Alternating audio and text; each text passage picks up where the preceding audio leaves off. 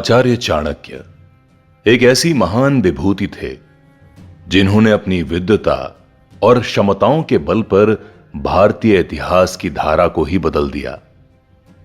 मौर्य साम्राज्य के संस्थापक, कुशल राजनीतिज्ञ, चतुर कूटनीतिज्ञ, प्रकांड अर्थशास्त्री होने के साथ ही नीति शास्त्रज्ञ के रूप में भी वे विश्वविख्यात हुए।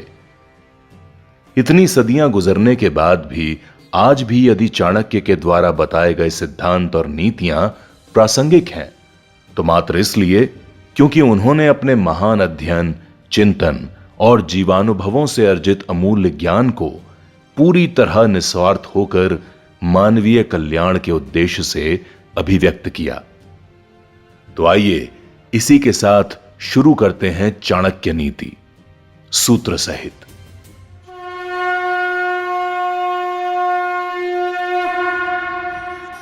प्रथम अध्याय, प्रभु प्रार्थना। प्रणम्य शिरसा विष्णुम त्रैलोक्याधिपतिम प्रभुम नाना शास्त्रोद्धतम वक्ष्ये राजनीति समुच्चयम। मैं तीनों लोकों स्वर्ग, पृथ्वी, पाताल के स्वामी सर्वशक्तिमान भगवान श्री विष्णु को सर झुकाकर प्रणाम करता हूं। प्रभु को प्रणाम करने के बाद मैं अनेक शास्त्रों से एकत्रित किए गए अमूल्य राजनीतिक ज्ञान का वर्णन करूंगा। राजनीतिक और लोक कल्याण से संबंधित इस ग्रंथ की रचना करने से पहले आचार्य चाणक्य इस श्लोक में सर्वव्यापी श्री विष्णु जी को प्रणाम करते हैं। इसके बाद आचार्य चाणक्य श्रेष्ठ मनुष्यों के बारे में कहते हैं। श्रेष्ठ मनुष्य अधीत्येदम यथा शास्त्रम नरो जानाति सत्तमः धर्मोपदेश विख्यातम कार्यकारम शुभाशुभम। इस शास्त्र का विधिवत अध्ययन करके श्रेष्ठ मनुष्य यह बात अच्छी तरह जान जाएंगे कि वेद और धर्म शास्त्रों के अनुसार कौन सा कार्य करने के योग्य है और कौन सा अयोग्य है, क्या पुण्य है और क्या पाप, तथा इसी तरह धर्म और अधर्म के भेद को भी समझ सकेंगे। लोक कल्याण तदहम संप्रवक्ष्यामि लोकानाम हित काम्यया येन विज्ञात मात्रेण सर्वज्ञात्वम प्रपद्यते। अब मैं यानी चाणक्य मनुष्य लोक के कल्याण के लिए अर्थात लोगों की भलाई के लिए राजनीति के उस ज्ञान का वर्णन करूंगा जिसे जानकर सर्वज्ञ हो जाते हैं। चाणक्य कहते हैं कि इस ग्रंथ में वर्णित ज्ञान को प्राप्त करके कोई भी व्यक्ति प्रत्येक परिस्थिति में उचित निर्णय लेने के योग्य हो जाता है। मूर्ख को शिक्षा।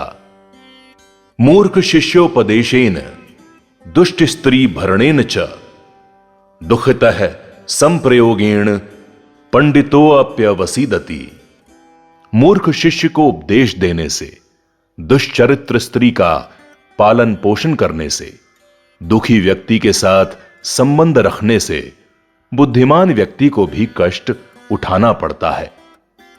चाणक्य कहते हैं कि मूर्ख व्यक्ति को ज्ञान देने से कोई लाभ नहीं होता। दुष्चरित्र स्त्री का पालन पोषण करना भी सज्जन व्यक्तियों के दुख का कारण बन सकता है। इसी प्रकार जिसका धन नष्ट हो चुका है, ऐसे व्यक्तियों से किसी प्रकार का संबंध रखना बुद्धिमान मनुष्य के लिए अहितकर हो सकता है। इसीलिए बुद्धिमान मनुष्य को मूर्ख, दुष्चरित्र स्त्री एवं दुखी व्यक्ति तीनों से बचकर रहना चाहिए। मृत्यु के कारण दुष्टा भार्या शठम मित्रम भृत्यश्चोत्तरदायकः ससर्पे च ग्रहे वासो मृत्युरेव न संशयः। दुष्ट स्वभाव की पत्नी, धूर्त मित्र, जवाब देने वाला मुंह फट्ट नौकर और ऐसे घर में निवास जहां सांप होने की संभावना हो, यह सब स्थितियां मृत्यु का कारण होती हैं। चाणक्य कहते हैं कि जिस घर में दुष्ट स्त्रियां होती हैं वहां गृह स्वामी की स्थिति मृतक के समान होती है। इसी प्रकार धूर्त स्वभाव वाला मित्र भी विश्वास के योग्य नहीं होता। जो नौकर पलटकर अपने मालिक के सामने जवाब देता है, वो कभी भी हानि पहुंचा सकता है।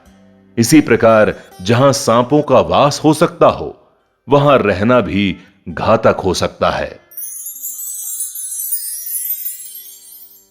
विपत्ति में सुरक्षा। आपदेर्थे धनम रक्षेदारान रक्षेध नैरपि आत्मानं सततम रक्षेदारैरपि धनैरपि। किसी विपत्ति के समय के लिए धन की रक्षा करनी चाहिए और धन खर्च करके भी पत्नी की रक्षा करनी चाहिए।